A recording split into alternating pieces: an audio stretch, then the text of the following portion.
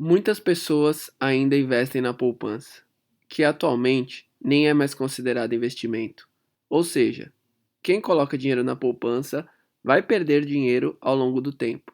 Desta forma, é imprescindível obter conhecimento de outras formas de investimentos, em renda fixa ou em renda variável.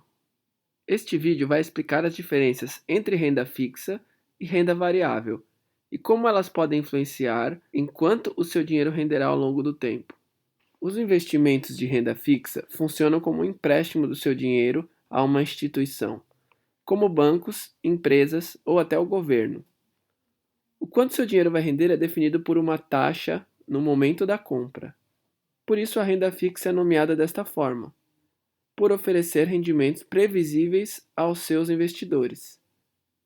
A renda variável consiste na compra de parte de um negócio, como uma empresa ou um empreendimento imobiliário. As suas cotações são precificadas diariamente, segundo as expectativas dos investidores em relação ao mercado interno, externo e área de atuação. Assim, os ativos de renda variável não possuem previsibilidade nos rendimentos, ao contrário da renda fixa. Não possuem também garantia do FGC, Fundo Garantidor de Crédito, ao contrário de vários investimentos de renda fixa também. O FGC é como um seguro, que pode devolver até R$ 250 mil caso você tenha algum problema com o investimento em questão. Os investimentos em renda fixa podem ser divididos em três grupos: os pré-fixados, os pós-fixados e os híbridos. O pré-fixado é um rendimento fixo até o vencimento. Exemplos de aplicações que podem oferecer taxas pré-fixadas: Tesouro Direto Pré-fixado, CDB e LC. Ou seja, quando adquirir esse tipo de investimento, já vai saber quanto irá receber quando for resgatar o mesmo. No caso dos pós-fixados, a rentabilidade é indexada a algum indicador da economia, CDI, Selic ou IPCA, que são os mais comuns. Já já falaremos mais sobre indexadores. Temos também os híbridos, uma parte fixa e outra variável, ou seja, uma mistura dos outros dois. Por exemplo, Tesouro com 5% mais IPCA. Ou seja, no momento do resgate, esse investimento vai render 5% e mais a variação do IPCA. Quando falamos que a renda fixa possui uma taxa de rentabilidade, denominamos essa taxa de indexador.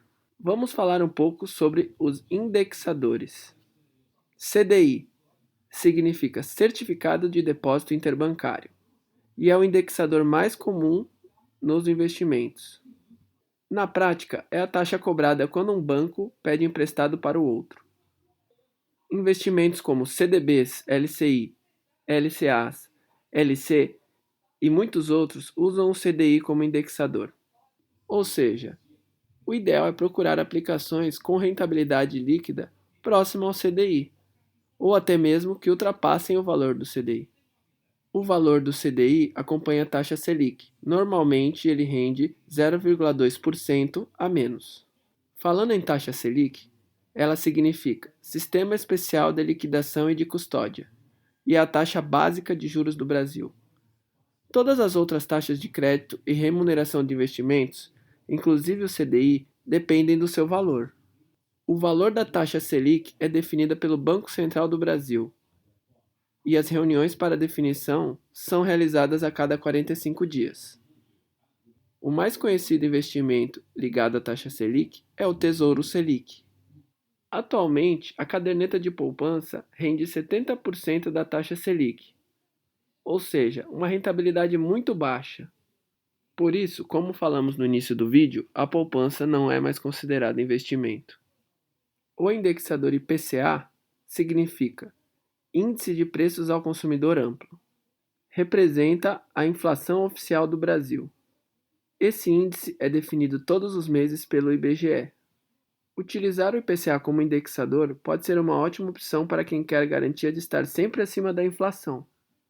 Atualmente, com a queda da taxa Selic, os investimentos em renda fixa têm tido menos resultados.